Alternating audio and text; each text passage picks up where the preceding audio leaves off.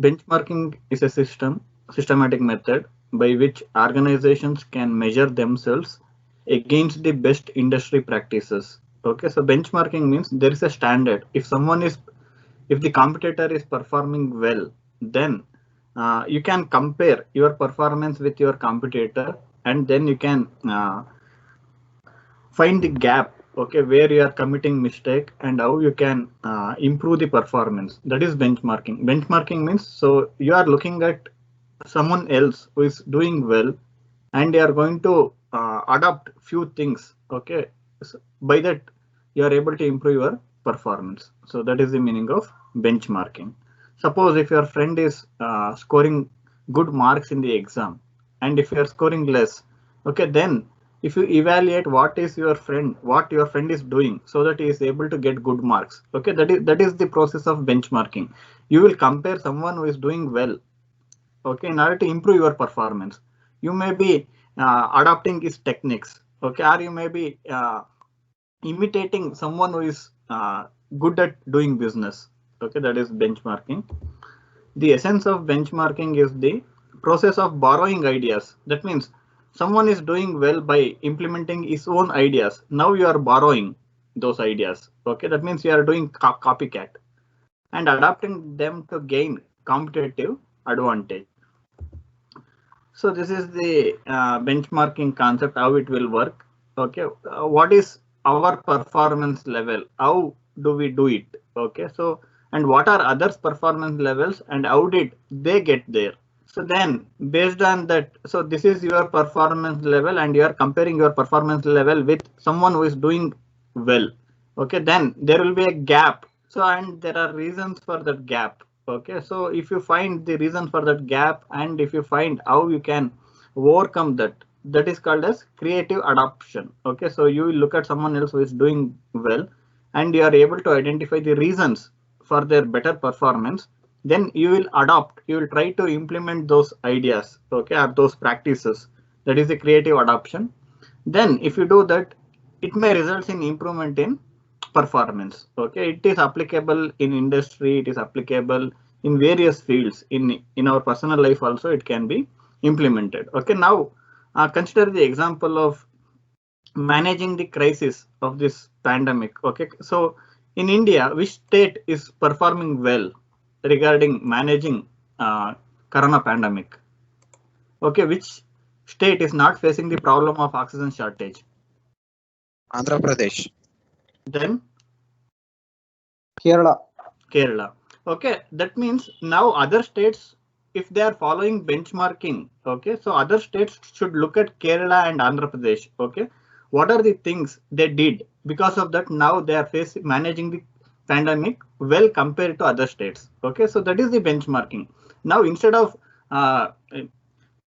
okay, involving politics and all those things, so remaining states should look at Kerala and Andhra Pradesh and they have to learn from them, okay, or they have to imitate, they have to take their ideas, okay, that is benchmarking. Okay, so similarly industries also, if you consider any product, okay, there are few brands, okay, which are having very good quality. Again, other companies which are competing with these brands, again they can go for benchmarking. That means they can look at their ideas, they can borrow their ideas. Okay, China is good at doing this. Because of that only they are able to replicate so many things, so many products, okay, which cost very less but which will perform to the acceptable level. Okay, benchmarking is the systematic search for best practices, innovative ideas and highly effective operating procedures. So you will search what others are doing, okay, so how they are able to perform well or how they are able to produce good quality products. It considers the experience of others and uses it. Next, steps involved in benchmarking process. Decide what to benchmark. Okay, this is the first step. For this, in the example, okay, of this managing corona pandemic. Okay, so what the benchmark is, we have to benchmark regarding how to come out of the crisis of supplying enough oxygen, which is required for corona patients. So oxygen supply is the area of benchmarking in this example. Similarly, if it is any product, it may be if it is an automobile, it may be mileage of the car, okay, or it may be mileage of a two-wheeler. That might be the area of benchmarking. Okay, if some company bike is giving good mileage, okay, then its competitor should look at that. Okay, what are the reasons? Okay, what is the how they are able to get good performance? Okay, what type of engine they are using? How they are able to get this much mileage? Okay, like that you have to decide first what to benchmark. Next, understand current performance. Okay, what you are doing now. Suppose if it is Karnataka, okay, what is the requirement, oxygen requirement, okay, and what is the supply? So that is the current performance. Even if you consider the example of mileage in a automobile, in a vehicle, okay, next, what is the current performance? What is the mileage at present you are getting? Okay, and the benchmark. Next, plan. Okay, suppose the car of your company is giving 15 kilometer per liter mileage. Okay, suppose if your competitor is able to get 17 kilometer per liter, okay, then plan is, so there's a gap of 2 kilometer per liter. Okay, so then you have to plan how you can overcome this gap. Okay, so what is the strategy that you are going to adopt? That is planning. Next, study others. So you need not depend only on one. Okay, you need not depend only on states like Kerala. Okay, you can look at other countries also. Okay, so if some country is able to manage this pandemic very well, you can think beyond this country, beyond the states. Okay, so that is study others. You can study as many as you can. Next, learn from the data. Okay, this is very important in order to solve any problem. Okay, first thing is you should have sufficient data. Okay, regarding what is the performance of the engine. Okay, what are the parts? Okay, what technology you have implemented? What better technologies are available? Okay, similarly, if it is related to managing this corona pandemic, okay, first we should have proper data. That means what are the actual number of cases, how many patients need oxygen supply, and what is the production, okay, and how it will be delivered. So that data should be available. Without data, okay, we cannot manage the crisis. Now the problem with India is, so because of our political masters, okay, they are not ready to give proper data, okay, because they want to have good image. So they are more worried about image than life of the people of this nation. Okay, that is the problem. To solve any problem, okay, so sufficient data, okay, or actual data is very important. If we don't get this actual data, then we cannot solve any problem. Okay, so that is the meaning of learn from the data. Next, use the findings. So after following all these steps, okay, so you will decide what to benchmark, you will understand your performance, then you will compare your performance with some company which is doing well, then you will plan how to overcome this gap. Then you will also, before implementing, before depending only on one company, you will study others also. Then you will get some data based on your study, your performance and your competitors' performance, the data you are having. Okay. Next, finally, how you make use of this data, how you make use of these findings. That is the last step. Next, these are the two examples where how two companies implemented benchmarking.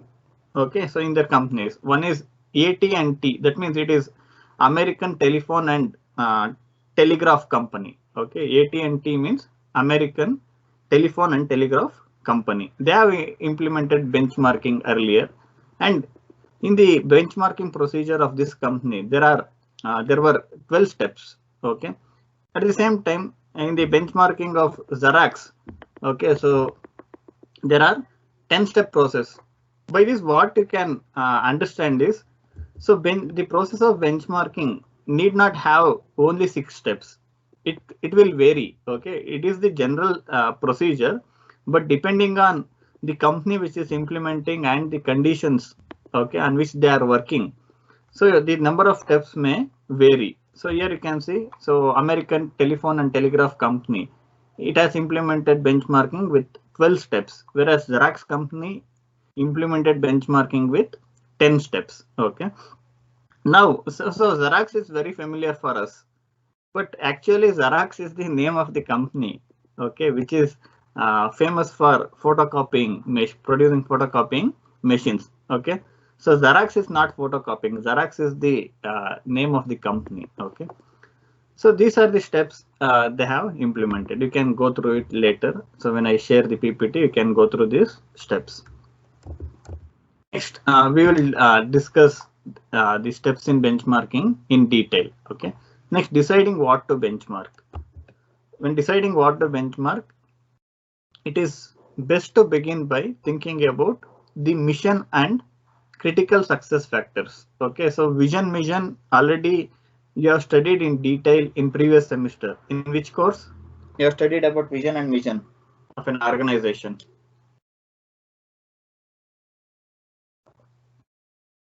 ಎಲ್ಲಿ ಕಲ್ತಿದ್ರೆ?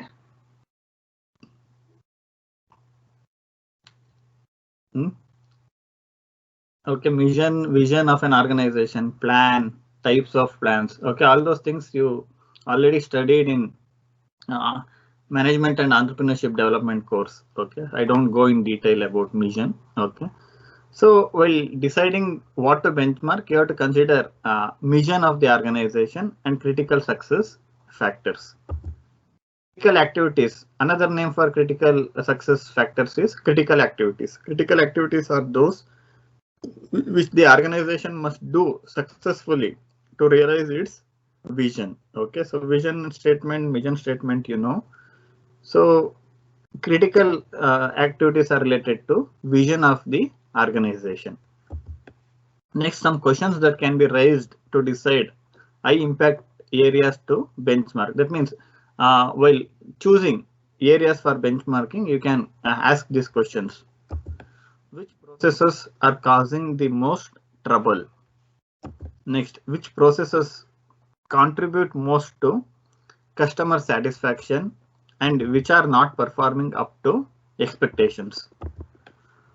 Next, what are the competitive pressures impacting the organization the most? Next, what processes or functions have the most potential for differentiating our organization from the competition? Okay, so these are the questions you can ask, and in the process of finding answers to these questions, okay, you may be able to identify the area for benchmarking. Next, choosing the scope of the benchmarking study. Okay, so what does these three boxes represent is you should not go for broad and deep study. Okay, instead of that you can go for broad and shallow or narrow and deep. Okay, why you should not go for broad and deep study? What is the reason? Okay, analyze this figure and try to justify why you cannot go for broad and deep study. What are the problems? Okay, if you give the answer, you can earn bonus points.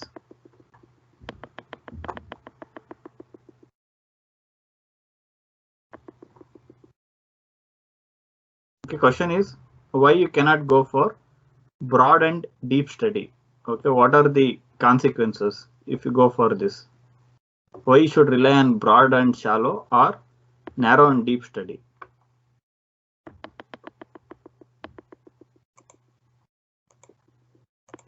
The cost is high. Cost. Okay, any other answer? Why the cost is high if you go for broad and deep study? What are the resources required to do this study? Okay, others also can try.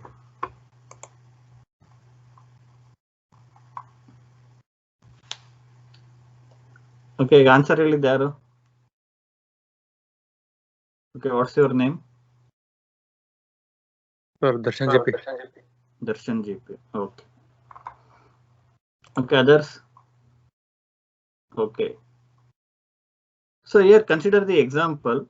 So you have to study, you have to prepare for your examination. Okay, you have 4 modules, and in the question paper, you know, you will get some choices.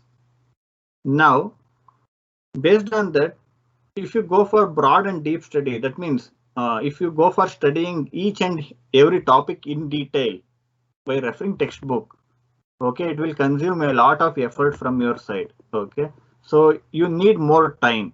Then you must be able to bear the pressure of remembering a lot of things and again reproducing the same in the exam. That is broad and deep. Okay, that is very risky. Okay, it will consume time and you have to put a lot of effort and you must have the capability to remember a lot and reproducing the same in 3 hours. Okay, instead of that, suppose if you don't want to leave any module, okay, you can go for broad and shallow. So anyhow, you know, you are going to get 2 questions from each module, and if first module is compulsory, study first module full. Okay, so in module remaining modules, you can go for broad and shallow. That means you don't study these topics in detail. You will skip few topics, you will study few by, okay, like that you will do. So that is the broad and shallow. Here you will cover all modules, but not in detail.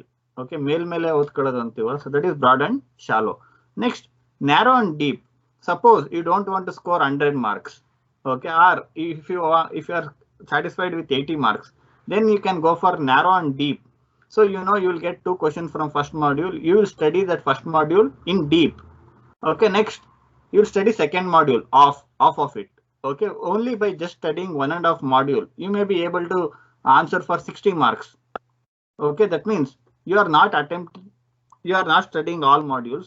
So that means your scope of study is narrow. You are studying only 1.5 module for 60 marks. Okay, but you are studying in deep. You are not skipping any of the topic in this 1.5 module. Okay, so that is narrow and deep. Okay, so in benchmarking, we rely on broad and shallow, where if you want to browse through all statistics, okay, all data, so then you will go for broad and shallow. Suppose if you limit your scope of study, then you will go for narrow and deep. Instead of looking at 10 competitors who are performing better than you, you will choose 1 or 2 competitors who are performing very well. Rather than choosing 10 who are doing better than you, you will choose 2 who are performing very well and who are ruling the market. Okay, that is the narrow and deep approach. So in benchmarking, we rely on these 2 strategies than this broad and deep. The reason is, so if you go for broad and deep, it will consume a lot of time. A lot of resources are required. Okay, manpower is required. Again, time also will be consumed. Time, effort, okay, manpower, money, everything will be invested if you go for broad and deep study. Next, understanding current performance.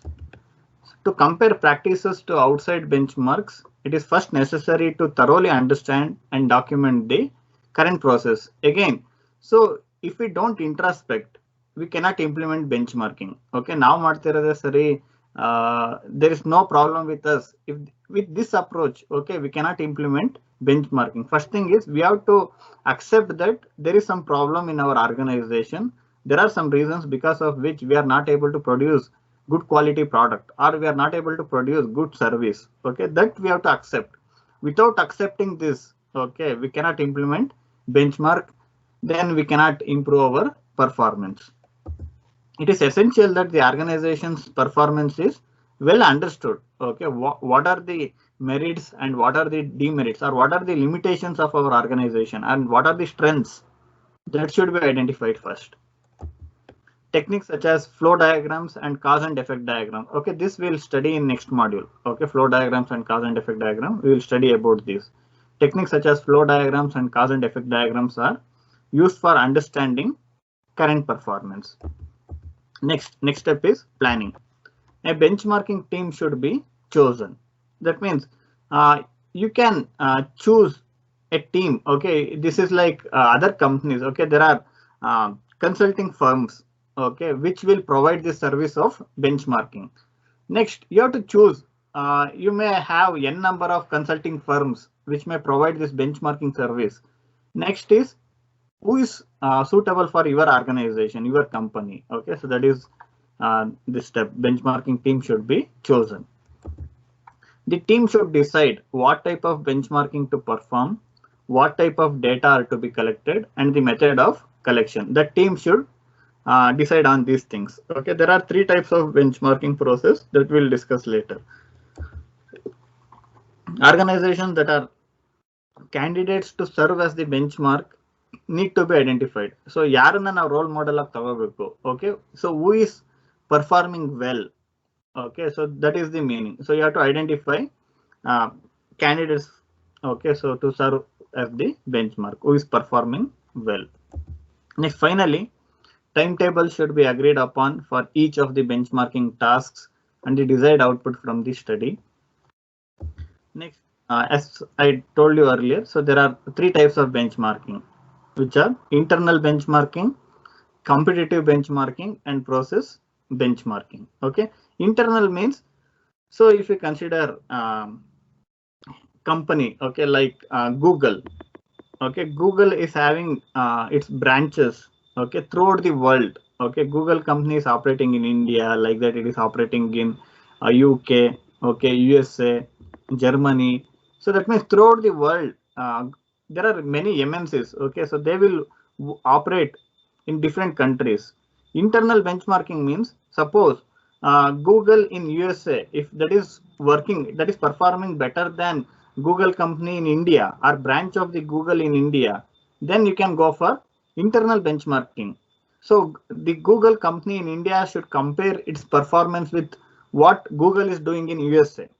Okay, and what are the things that they are doing where that is not implemented in India. So that is internal benchmarking. Same company in different plants, they have different level of performance. If this type of scenario can be seen, okay, then you can go for internal benchmarking, where company is comparing performance of its own branches in different locations. Okay, next, competitive benchmarking means, so if Google company is comparing with Facebook, okay, so that is the competitive benchmarking. Or if Toyota is comparing with Maruti Suzuki, or Maruti, that is competitive benchmarking. Or if Maruti is if Toyota is performing better than Maruti, okay, then so Maruti will look at Toyota. Okay, what are the things they are doing? Okay, so that is competitive benchmarking. You are comparing with some other company in case of competitive benchmarking. Next, process benchmarking. So in order to produce products, okay, most of the companies will adopt the same process. If it is a machining process using CNC machine, okay, so it will be implemented in many companies. So now you are looking at a particular process.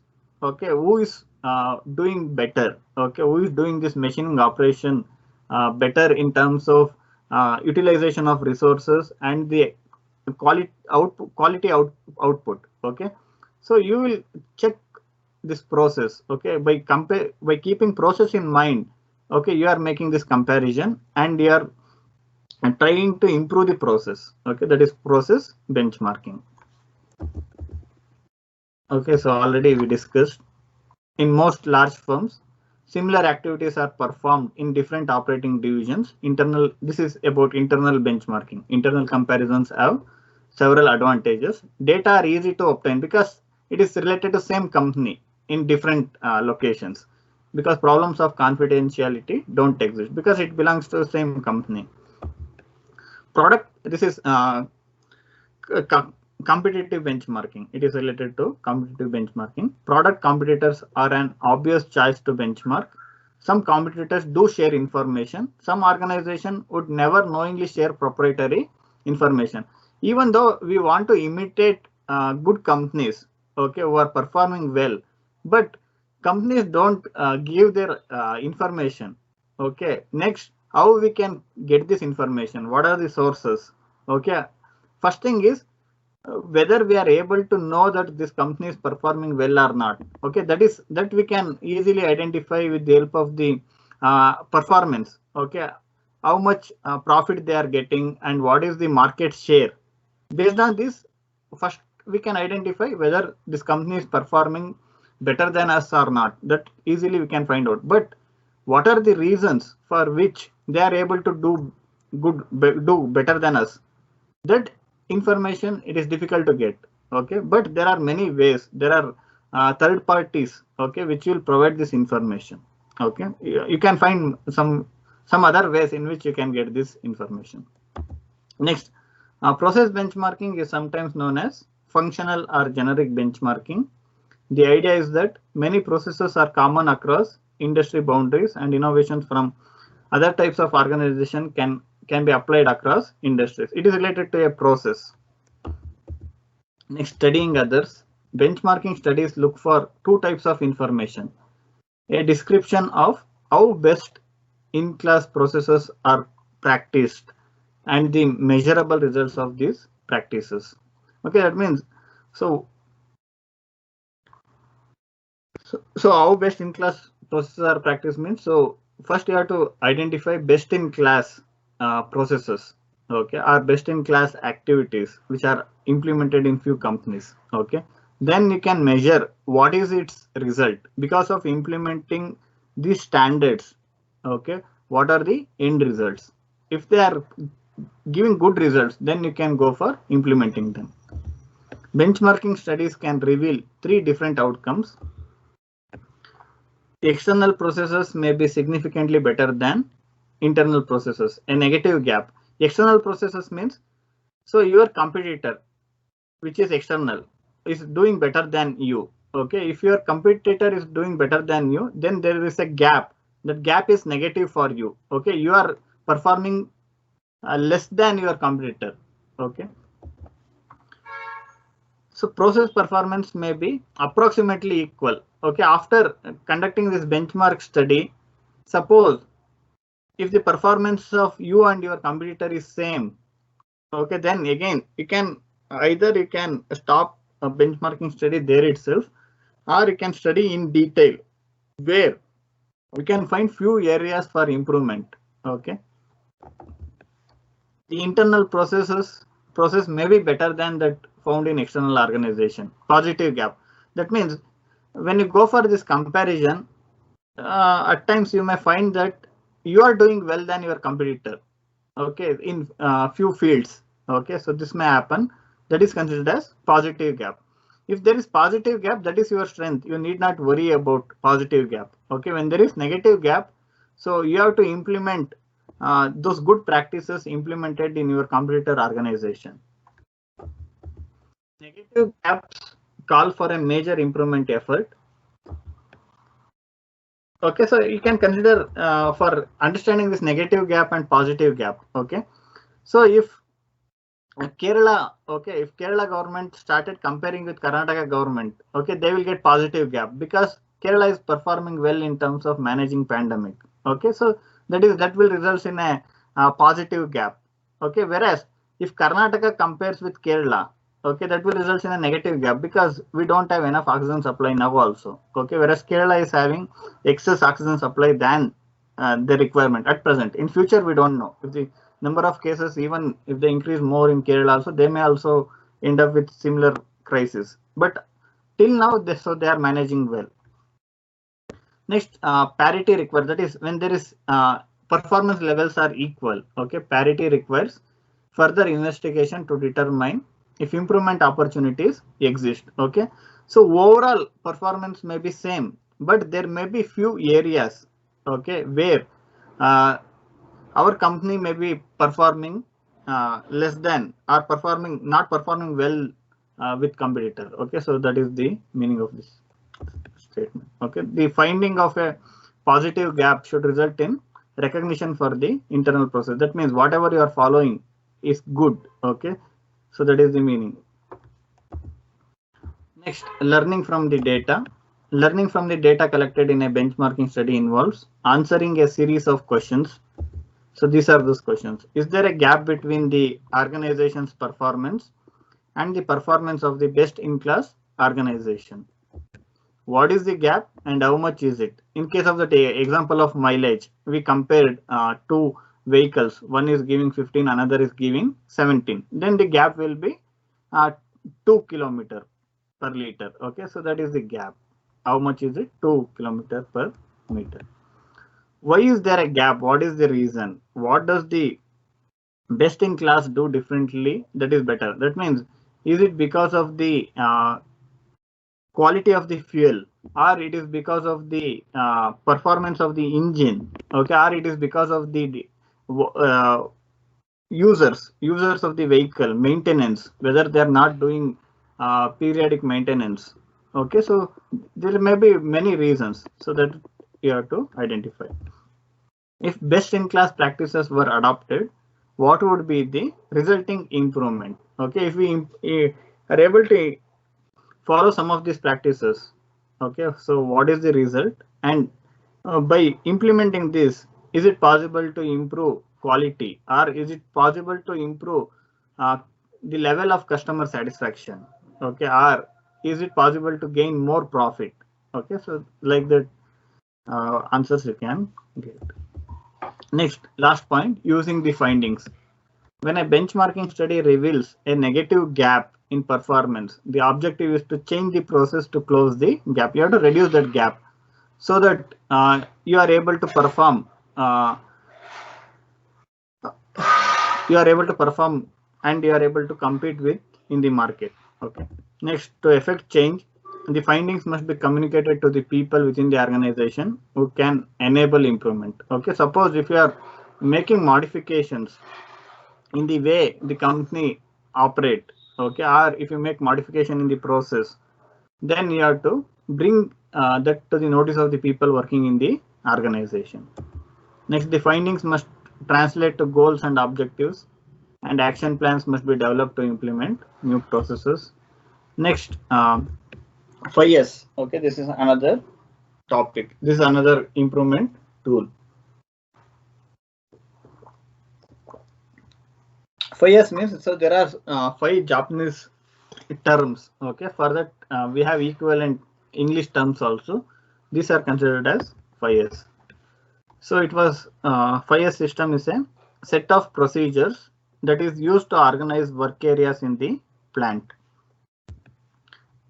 The steps in 5S provide a clean, orderly, and visible work environment that promotes high morale among workers and encourages continuous improvement. Okay, if the environment in which you are working, if that environment is clean and if there is discipline and everything is arranged in an orderly manner, okay, so you will feel happy to work in that environment. Okay, that is the meaning. If you implement this 5S, that will boost the morale of the workers. That means workers feel comfortable. Okay, they will be happy to work in that particular environment.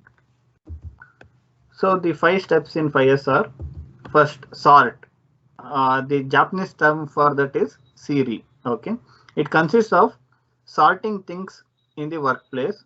This includes identifying items that are not used and disposing of them, thus eliminating the clutter that usually accumulates in a workplace after many years.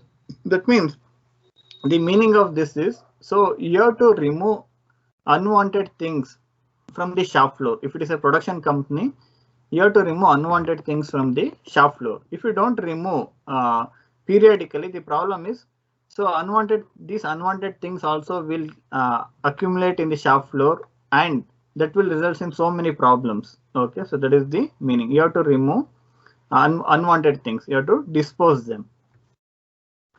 Next, set in order the items remaining. That means in the previous step, so you will remove unwanted things. That means waste.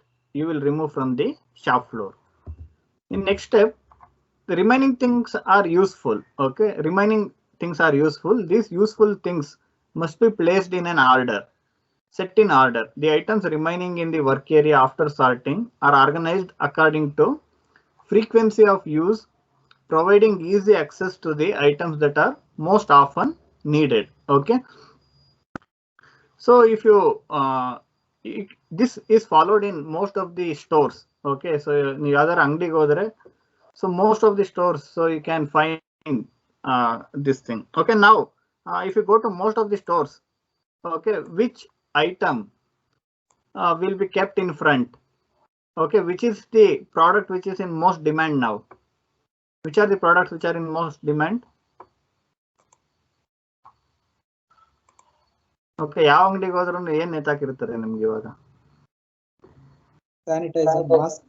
Mask. Okay, mask, sanitizer, and now observe where they keep these things. Okay, mask, sanitizer na ಅವರೆಲ್ಲ ಹಿಂದೆ ಎಲ್ಲ ಇಟ್ಟು ಅಲ್ಲಿಂದ ತಂದ್ಕೊಡಲ್ಲ. Okay, so they will place them in front of you only because these are the things which are frequently used. Okay, customers will ask for them frequently, so that's why they will keep nearer to them so that easily they can take and they can immediately give those things. Okay, that is set in order.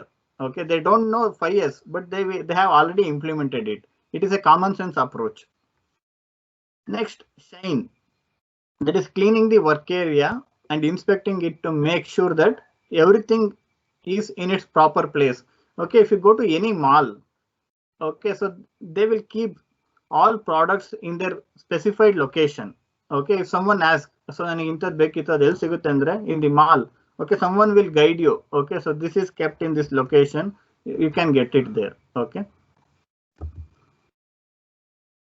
next, standardize. Standardization refers to documenting the standard locations for items in the workplace. Okay, so you are documenting them so that in the absence of some worker also, so people are able to identify where it is kept, where things are placed. Next, self-discipline. Okay, so in order to maintain the first 4 steps, that is removing unwanted material, then keeping things which are frequently required, okay, at a nearby place. Next, so cleaning, maintaining cleanliness. Next, so standardizing, documenting where you have kept the things. Finally, last thing is self-discipline. Okay, people working in a Japanese term for self-discipline is shitsuke. Okay, so last is you have to, in order to maintain the first 4 points. Okay, so there must be self-discipline among people working in the organization. It establishes a plan for sustaining the gains made in the previous 4 steps, and it assigns individual responsibilities to team members for maintaining a clean and orderly work environment. It is all about maintaining the first 4 steps. And if you know, okay, so with our experience only we can identify the importance of 5S. Okay, if you don't keep the key of, it may be key of vehicle or key of the door. Okay, so at times we will search for the key. The reason is we don't follow this 5S. If we follow 5S, we will keep keys in a particular location so that every time we will take the key from that location. Okay, so that is the following 5S. That is an advantage. Next, there is another technique or another continuous improvement tool that is known as 3M. Okay, 3 terms. 3Ms are nothing but they are 3 terms often used in the Toyota production system. It was developed in by Toyota. Okay, and it was implemented first in Toyota production system, that collectively describe wasteful practices to be eliminated. So one is MUDA. Again, it is also a Japanese term. The meaning of that is waste. Any activity that consumes resources without creating value for the customer, that is considered as waste. Next, type 1 MUDA, consisting of activities that cannot be eliminated immediately. Type 2 MUDA, consisting of activities that cannot be eliminated quickly through Kaizen. Already we discussed about Kaizen in previous class. Okay, MUDA means it is a activity which doesn't create value to customer. Okay, suppose if you produce a defective product and if you release that into market, okay, so again because of the complaint you have to take it back. It will not add any value to the customer. Instead of that, it will the company will lose its brand value. Okay, that is a waste. If you produce a defective product and if you release that into market, that is a waste. And the process involved in changing the product and again replacing that with a good one, that is an activity that will be done by sales and marketing department, but it will not add any value to the customer. That is one example. Okay, next, MURA, unevenness. Unevenness in an operation. Unevenness often can be eliminated by managers through level scheduling and careful attention to the pace of work. Suppose, okay, so if a company is working in 3 shifts, in one shift, if it is able to produce 1000 units of a product, in another shift, if the same company with the same technique, same resource, if it is able to produce 900 units of a product, and in one more shift, okay, if it is able to produce 1100, okay, 100 units of a product, then that is called as unevenness. Okay, so that is also considered as waste. Next, Muri, overburden. Okay, overburdening equipment or operators. It is related to man and machine. Okay, overburdening man and machine. Overburdening equipment or operators by requiring them to run at a higher or harder pace with more force and effort for a longer period of time than equipment designs and appropriate workforce management allow. Okay, so with the help of this example, you can understand these 3 M's. Okay, consider an example where you should transport 6 tons load. Okay, and there are 6 containers. Each container will carry 1 ton load. Okay, you have to transport 6 ton load, but you have a vehicle. The capacity of the vehicle is 3 ton. Okay, so you have to transport 6 ton load, but the capacity of the vehicle is 3 ton, and each ton, every container can keep 1 ton load. Okay, now what are the options? What will you do? So you have to transport material, 6 ton material from Bangalore to Asan. Okay, whereas the vehicle can ship only or can carry, or the capacity of the vehicle is only 3 tons.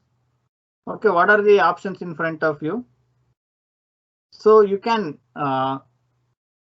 if you go for the first option, okay, that is, if you want to transport all 6 ton, okay, in a single trip, then you will try to keep all 6 ton on the vehicle. Okay, then what is the problem? The capacity of the vehicle is 3 ton, but you want to ship all these things in a single trip. So you will keep 6 ton on the vehicle. Then what is the problem? Or what are the consequences? Okay, what happen? What will happen? What are the problems you will face? If you make a decision to ship or place all 6 ton load on the vehicle, and if you try to ship in a single trip, okay, what are the consequences? ಏನಾಗುತ್ತೆ? Takes more time.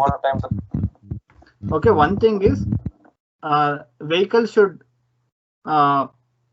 be driven at a very low speed. It will take more time. Then what are the other consequences? When it comes to repair. Okay, vehicle may stop okay, in between. It may not reach Asan also. Okay, because you put 6 ton, whereas the capacity of the vehicle is only 3 ton. Because of that vehicle, there may be problem with the vehicle. Okay, it may break down because of any reason. Okay, so these are the consequences. So that is also a waste. Okay, instead of, in order to save money and in order to save time, you might have taken a decision to ship all 6 ton loads in a single trip, but after taking this decision, okay, you may end up with so many troubles. Okay, like the vehicle may stop in between, or you may not be able to drive this vehicle at a required speed. Even at 60 km/h, you may not be able to drive because it is overloaded. Okay, that is one type of waste. Next, instead of that, by identifying all these consequences, next, instead of shipping all these things in a single trip, you'll choose 2 trips. Okay,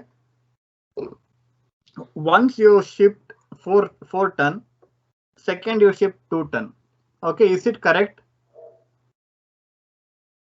Okay, is it a good idea to ship 4 tons in one trip and 2 tons in second trip? Again, the vehicle capacity is 3 ton. Okay, so when the vehicle capacity is 3 ton and if you keep 4 ton load, it is not a good decision. And again, if the vehicle capacity is 3 ton and if you keep 2, you are underutilizing the vehicle. Okay, you are not utilizing the vehicle to its capacity. That is also a waste. That is called as unevenness. So you will go for 2 trips, but in one trip, if you choose to keep 4-ton load, and in another trip, if you choose to keep 2-ton load, that is also a waste. Okay, that also you should not do. Next, there is one more type of waste. Okay, instead of going for 4 or 2 tons, if you choose to ship only 2 tons at a time, so that you should have 3 trips or 3 vehicles may be needed. Okay, that is also a waste. Since the capacity of the vehicle is 3 ton, why you should go for 3 instead of that? So last option is, this is the better option. You can keep a 3-ton load on the vehicle and you can have 2 trips. Okay, here you will satisfy all the 3 conditions. It is not overburdened. The capacity of the vehicle is 3 ton and you are keeping the same 3 ton. Okay, it is not, you are able to use it to the full capacity. At the same time, you are not overloading the vehicle. Okay, next, unnecessarily you are not making an additional trip because you are having only 2 trips. Okay, so this is the example. Okay, so for implementation of 3Ms.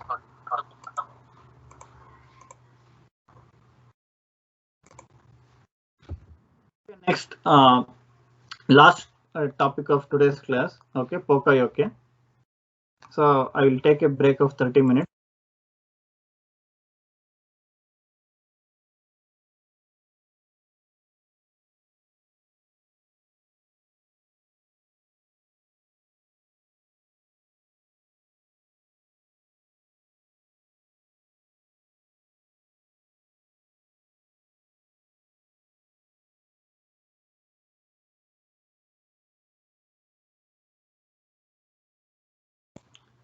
Okay, so Poka-yoke is another Japanese technique. Okay, it is known as error prevention. This is another continuous improvement tool. Poka-yoke means prevention of errors through the use of low-cost devices that detect and or prevent them.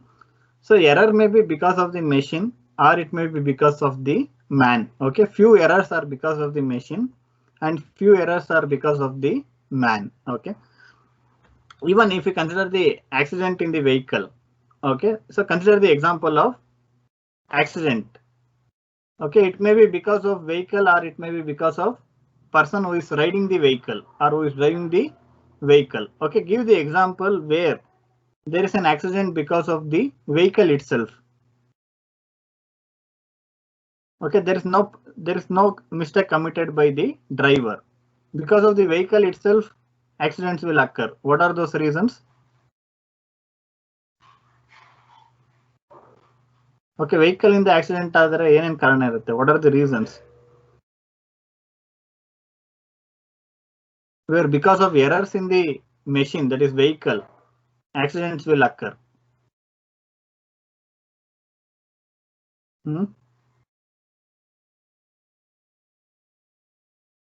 Okay, if there is a brake failure, again it is not the problem of the man, it is the problem of the machine or vehicle. Okay, similarly, suppose if there is an accident because of not following traffic rules, that is because of the man. Okay, so like that there are 2 types of errors, because of man and because of machine. Okay, checklists for each operation are provided so that human error is completely eliminated. Suppose in order to drive a vehicle also there are guidelines, there are traffic rules, and again there are guidelines issued by the manufacturer of that particular automobile. Okay, so if you follow those checklist, you can eliminate that error, you can avoid accidents.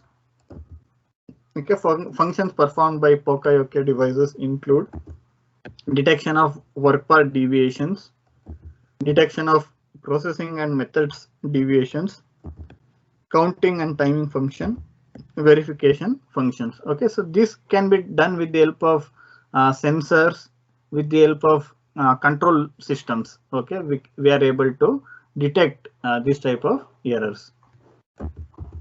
Next, implementation of Poka-yoke.